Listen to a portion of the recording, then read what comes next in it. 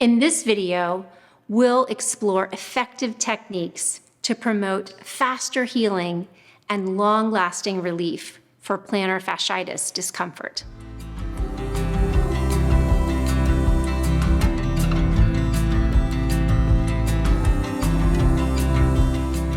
Welcome, friends.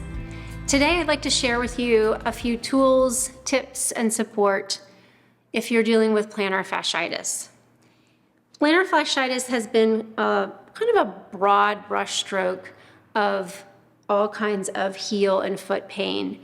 So it may be that there are many different reasons of why you have some foot pain, but generally what we're working with the bottom of the foot is an inflammation or slightly micro tears of the fascia on the bottoms of the feet.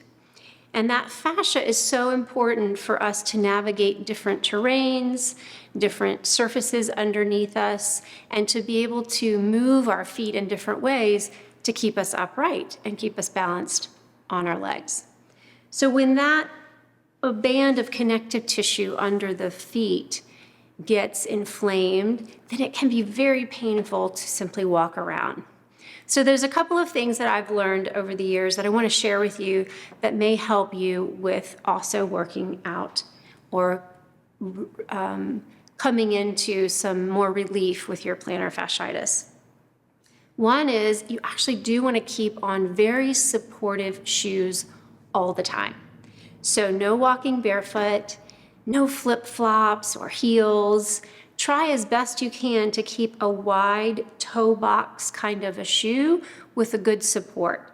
And what that's going to do is simply nestle in your foot so that it doesn't have to do a lot of stretching as you walk. That's step one.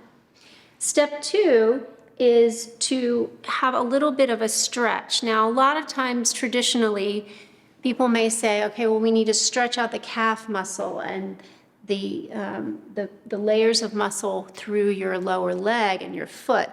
But I actually find that exacerbates plantar fasciitis. And a lot of deep massage work or rolling on a tennis ball with your feet. When you have that acute inflammation, it just makes the bottoms of your feet crankier, which then prolongs your healing process. So instead of that, we're going to stretch these muscles on the front of the shin and the front of the foot to help alleviate some of the pain and discomfort on the bottom of the foot. So I'd like to start with bringing your toes under you. This may be good to do holding onto a chair or countertop, things like that. But we want to bring your toes under you. And for some people, this will be pretty intense. For others of you, you may want a little bit more intensity by bringing your knee or your foot directly under your knee so that you can feel that stretch through the top of the foot. At the same time, you're shortening the bottom of the foot, which should be helpful in relieving some of that pull on the bottom of the foot. Now you can do what I like to call stretching the rainbow here, which is moving a little bit from the lateral or outside part of your foot to the medial or inside part of the foot. And you'll find different places as you begin to do that stretch that might be more tender or might have a deeper stretch in it. And when you find that deeper stretch, you may choose to take a deep breath, kind of sink into that stretch a little bit more, and then try to find another spot there.